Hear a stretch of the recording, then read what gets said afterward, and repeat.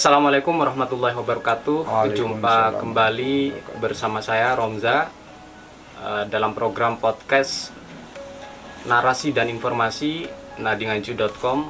Kali ini kami kedatangan tamu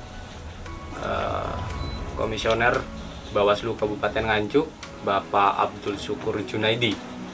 Beliau adalah Divisi Penyelesaian Sengketa di Bawaslu Kabupaten Nganjuk.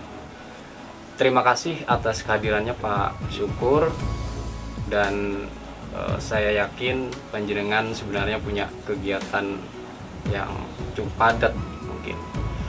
Tapi alhamdulillah berkenan untuk meluangkan waktu menghadiri undangan kami. Alhamdulillah.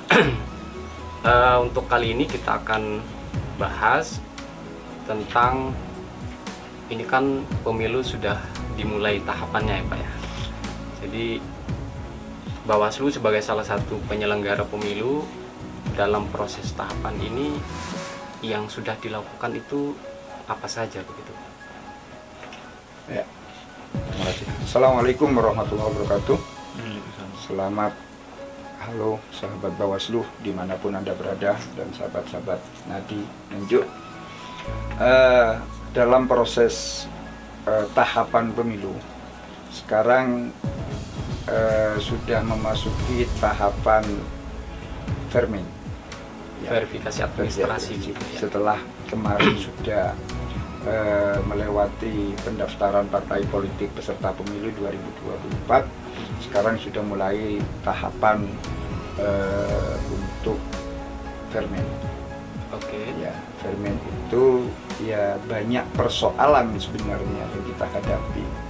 Karena di vermin itu tidak menutup kemungkinan ada hal-hal yang mungkin masyarakat belum banyak mengetahui tentang persoalan. Karena apa? Di vermin itu partai politik calon peserta pemilu itu diharapkan untuk bisa paling tidak mendaftarkan peserta, ya, anggota partai pemilu, anggota di parpol itu sendiri.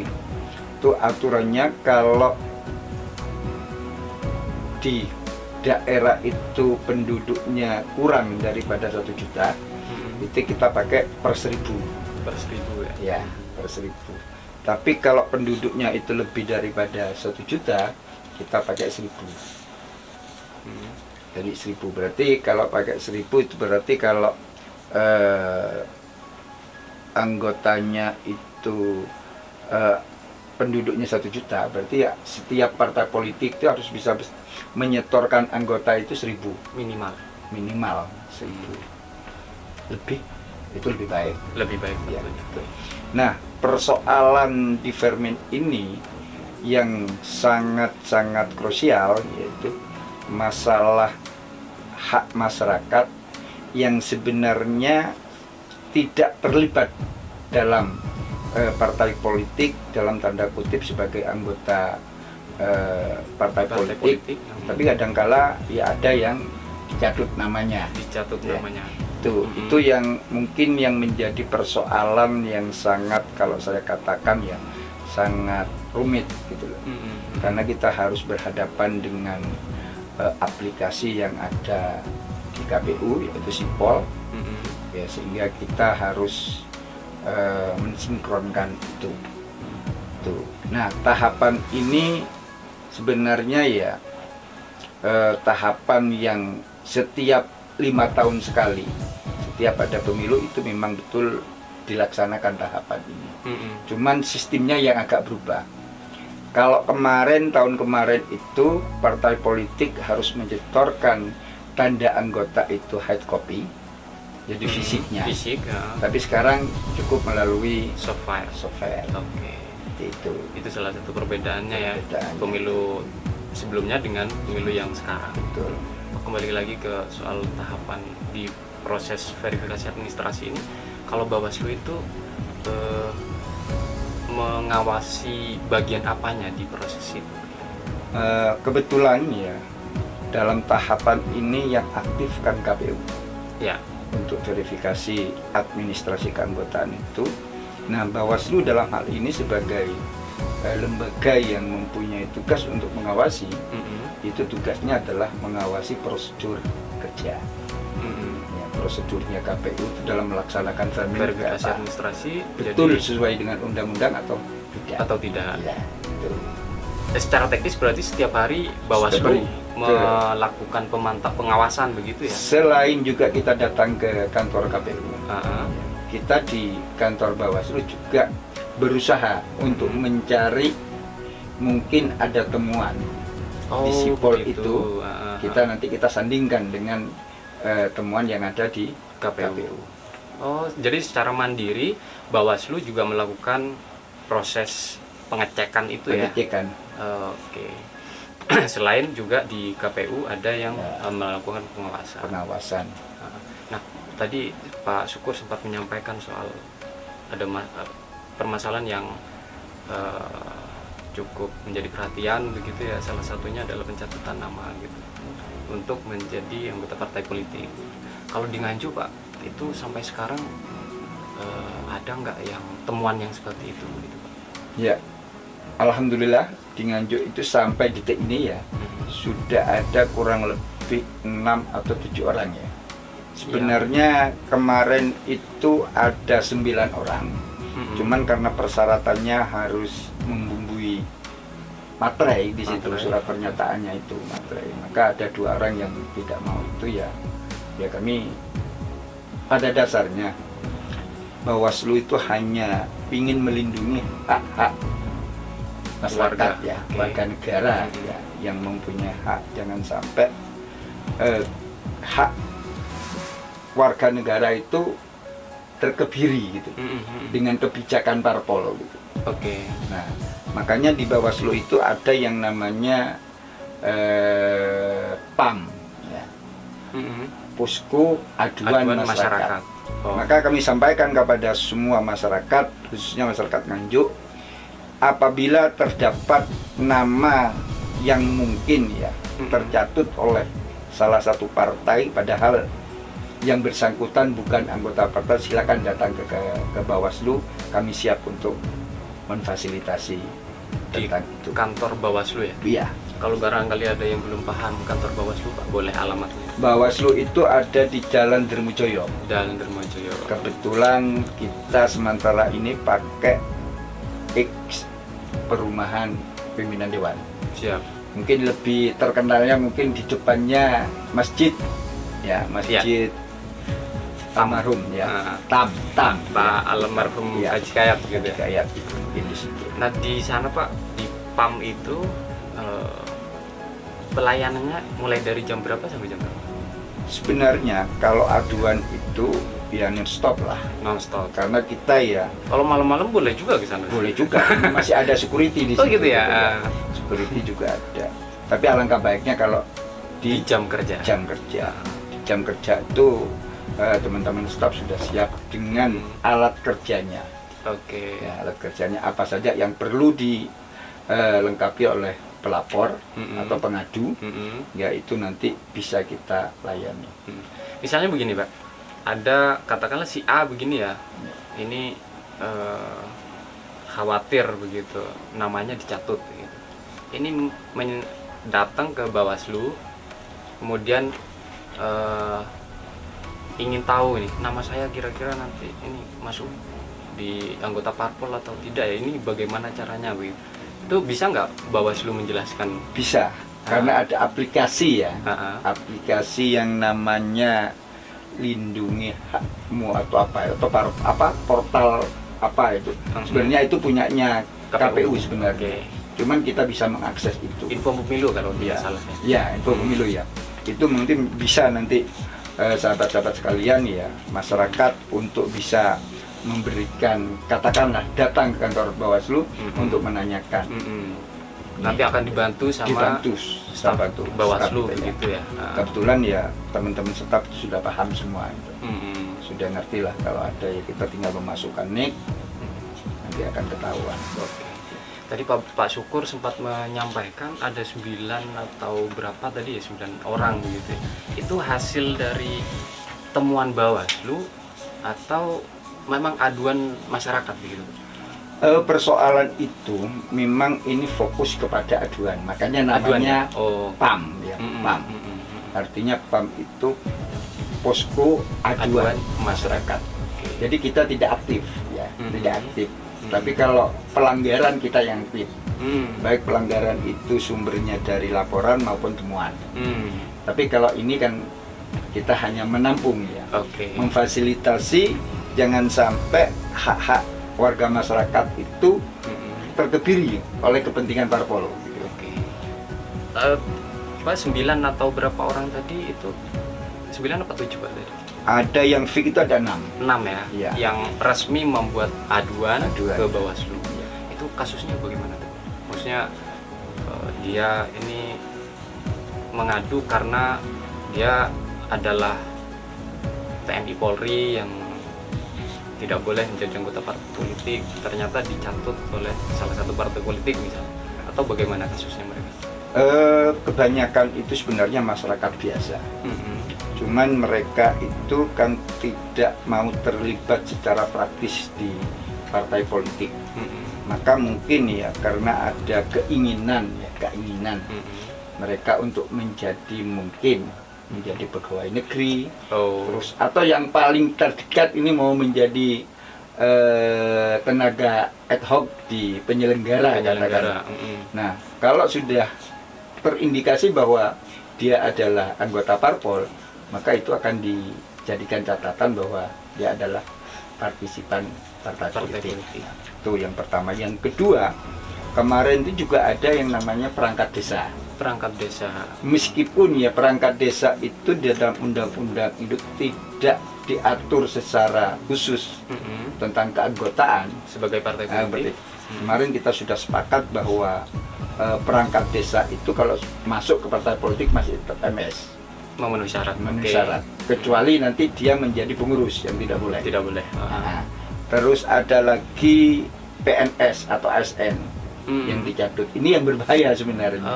Yang ASN ada berapa Pak? Yang ada dua, ada dua ya. Ada dua. Nah, ini prosesnya begini Mas Romsa ya. Untuk bisa ini dilanjutkan, untuk kita lanjutkan, kita ya yang bersangkutan untuk membuat surat pernyataan. Surat pernyataan keberatan bahwa ya surat pernyataan bahwa kita bukan partai politik, bukan anggota partai politik gitu, dan kita nanti dibumbui sebagai penguatnya adalah materai. Nah, kita nanti laporkan ya berjenjang mulai dari Bawaslu provinsi ke Bawaslu RI. Nah, Bawaslu RI nantinya berkoordinasi dengan KPU RI untuk mendelete yang bersangkutan yang sudah keberatan itu menjadi anggota partai politik ya, itu ya. Betul. Tapi kalau yang bersangkutan itu tidak ada permasalahan, ya tidak apa-apa sebenarnya gitu.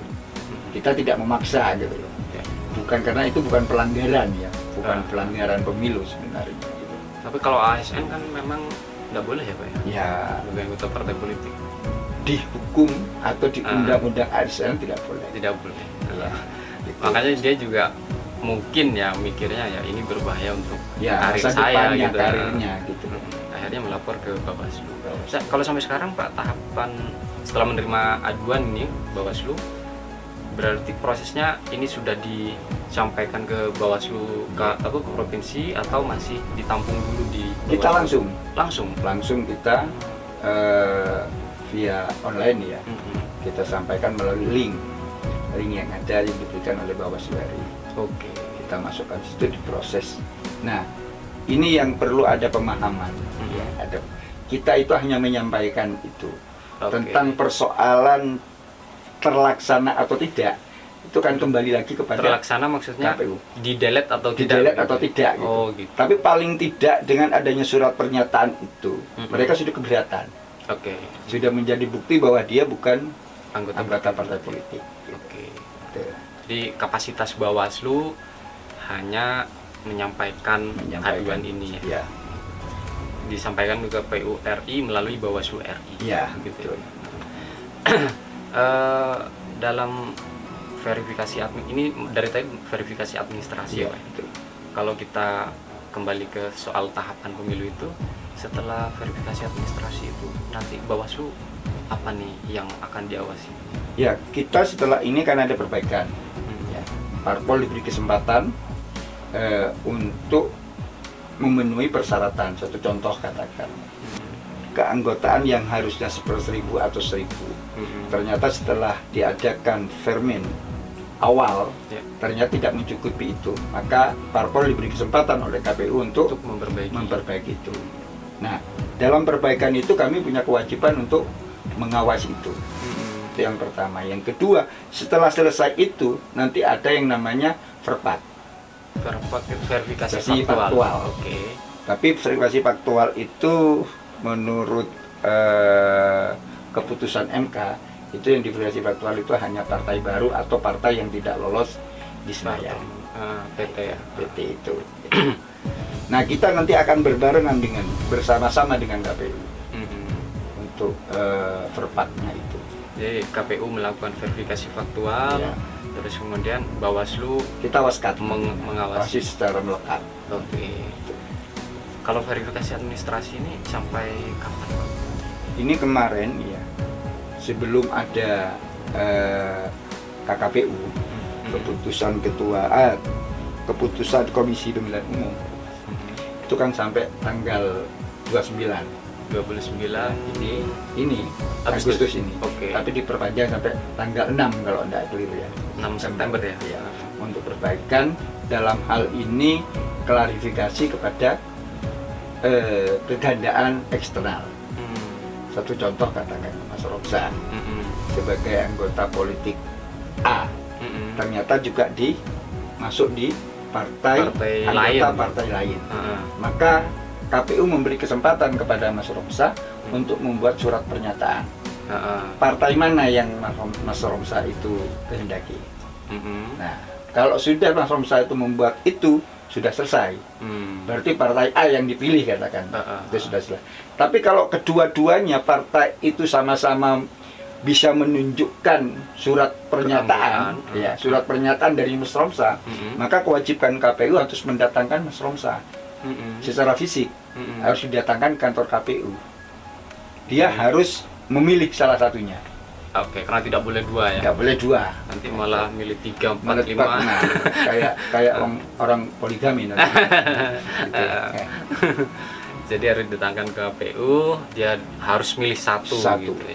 Atau tidak milih kedua-duanya juga boleh? Boleh. Oh, boleh. Itu haknya yang bersangkutan begitu ya.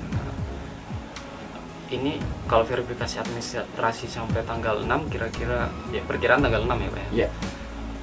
Untuk aduan masyarakat itu berarti sudah sekarang ya kita tetap kalau ada yang mengadu sekarang kita upload langsung. Terakhir berarti ikut sesuai jadwal verifikasi administrasi itu? Seharusnya. Karena nanti dalam penertiban keanggotaan itu kan sampai tanggal 6 itu. Baru nanti sebenarnya masih ada dalam proses perbaikan yang lebih panjang nanti. Tapi khusus yang untuk surat pernyataan itu ya sampai tanggal 6 itu. Sampai tanggal 6. Ya. Berarti sahabat Bawaslu atau calon pemilih atau masyarakat umum begitu ya. Ini harus segera ini. Harus segera. Harus segera ngecek kalau ditemukan ternyata menjadi anggota partai politik tertentu dan dia merasa tidak menjadi anggota partai politik itu, harus segera mengadu ke Bawaslu. Begini saran saya. Artinya kalau saya mengartikan secara pribadi, yang bersangkutan itu setelah membuat surat pernyataan bahwa dia bukan anggota partai ini, itu sebenarnya sudah cukup bagi saya gitu. Karena dia sudah berani membuat surat pernyataan itu. Cuman persoalannya di sipol itu masih tercantum atau tidak, itu urusan KPU nanti. Tapi maksud saya ini kesempatan warga ya Pak ya? Harus segera ini, segera ngecek gitu. Karena kalau lewat tanggal 6 berarti sudah tidak bisa. Atau bisa nanti. Tidak bisa ya? Oh gitu, makanya harus betul-betul dimanfaatkan betul yang ada. Pak, kalau verifikasi faktual ini Bawaslu melekat begitu ya dengan KPU dalam proses pengawasan. Setelah verifikasi faktual itu nanti apalagi yang diawasi oleh kita Bawaslu? Menunggu nanti ini tahapan kan mesti beririsan dok. Setelah pendaftaran ini verifikasi. Setelah verifikasi mungkin nanti pencalonan. Pencalonan, setelah itu nanti persoalan dapil dan sebagainya. Nah, apa yang dilakukan oleh KPU, tahapan itu kan punya KPU. Tahapan itu punya KPU. Sedangkan Bawaslu itu mempunyai tugas untuk mengawasi semua tahapan. Semua tahapan. Ya. Tahapan apa yang dilakukan oleh KPU, ya kita mempunyai tugas untuk mengawasi itu. Baik, kalau mungkin bisa dijelaskan secara lebih spesifik ini. Kita tadi bahas soal tahapan gitu ya, dan pengawasan. Yang pada prinsipnya ya semua tahapan itu harus diawasi oleh Bawaslu gitu. Nah, kalau lebih umum tupoksi dari Bawaslu itu seperti apa? Nah, pada dasarnya begini. Sebelum saya berbicara masalah tupoksinya, ya, di Bawaslu itu ada 5 divisi untuk sekarang. Ya. Divisi di Nganjuk ya, Bawaslu ya. Nganjuk. Ada divisi SDMO. Ya. SDMO itu adalah SDM dan organisasi. Terus ada lagi yang namanya divisi HDI, hukum, data dan informasi. Terus ada divisi PP, penanganan pelanggaran. Terus ada divisi PHL. Ya, PHL itu pengawasan dan hubungan antar lembaga. Dan yang terakhir itu adalah divisi PS, penyelesaian sengketa yang saya ampu itu. Nah, di tahapan ini potensi yang ada itu di PS, di sengketa proses. Perlu diketahui bahwa sengketa itu ada 2. Ada sengketa proses yang putusannya ada di Bawaslu. Tapi kalau sengketa hasil itu putusannya ada di MK. Nah, itu masyarakat harus tahu ya. Harus tahu, jangan sampai nanti urusan sengketa hasil dibawa ke Bawaslu, nggak bisa. Nah, gitu. Bukan tempatnya. Kita itu hanya memproses masalah penyelesaian sengketa proses. Tapi contohnya itu gimana, Pak? Ya, misalnya ini kan contohnya. Katakanlah kayak keanggotaan ini, pendaftaran ini, Partai A merasa bahwa Partai A sudah memenuhi persyaratan. Ternyata sama KPU itu tidak diloloskan. Maka Partai A ini mempunyai hak untuk melaporkan atau memproses penyelesaian sengketa proses kepada Bawaslu. Nanti Bawaslu yang akan memediasikan. Nah, prosesnya itu mulai dari mediasi sampai adjudikasi. Makanya bahasa adjudikasi itu menjadi sebuah mahkota, ya, mahkota di Bawaslu itu. Karena di lembaga manapun yang mempunyai 3 wewenang sekaligus itu hanya di Bawaslu. Ya, verifikasi, menyelidiki, pengawasan, dan yang terakhir itu adalah memutus. Itu hanya di Bawaslu. Gitu. Kewenangan istimewa. Makanya sengketa itu didengung-dengungkan menjadi sebuah mahkotanya Bawaslu. Jadi apa tadi soal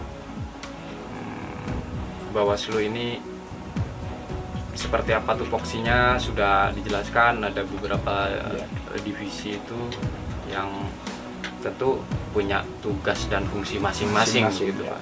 Kalau Pak Syukur lebih banyak menjelaskan soal divisinya tadi, sampai ke contoh-contohnya, Pak, kan?